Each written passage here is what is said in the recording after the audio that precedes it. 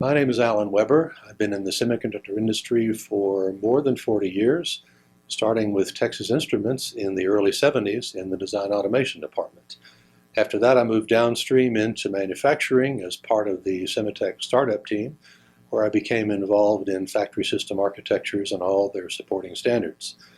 After about a decade in the advanced process control business, which is one of the heaviest consumers of equipment data, I joined Cimetrix, who is a leading provider of equipment, connectivity, and control software to hundreds of equipment suppliers across the semiconductor value chain worldwide.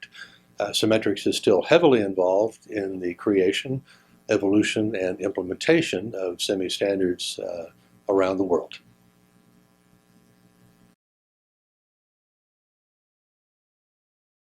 Having observed the evolution of semi-standards for over 2 decades, it's interesting to note where we started, where we are now, and where we're headed.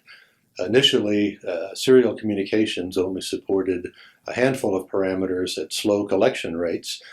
Now the EDA standards can support collection of thousands of parameters at 10 hertz or better to drive the advanced control applications, machine learning, artificial intelligence, and all the analysis capabilities that we expect in the future.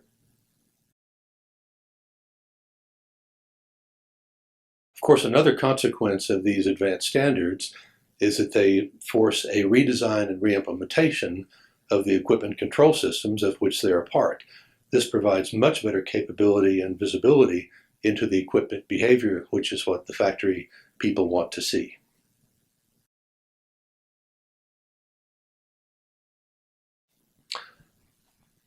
As with any new technology, the adoption process can take a number of years, starting slowly and then picking up momentum as people recognize the benefits that are available. With EDA standards, this process was no exception. The first early adopters were GlobalFoundries and Toshiba, but as other companies observed the benefits that they achieved from those, they began to adopt it as well. The next wave were the Taiwan foundries, followed more recently by the major Korean semiconductor manufacturers, and most recently those in Germany, and we expect the new China fabs to adopt in the near future.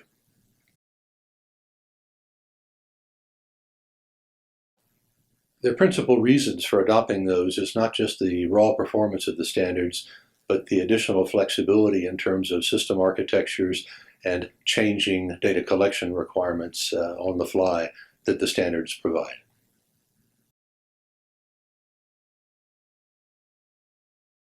While many have viewed the latest EDA standards as applying mostly to the 300 millimeter manufacturers with the advanced processing nodes, it's likely that others will see the benefit of this as well as the product complexity and packaging variety grows. So the semiconductor industry will continue to be an exciting place to be for the foreseeable future.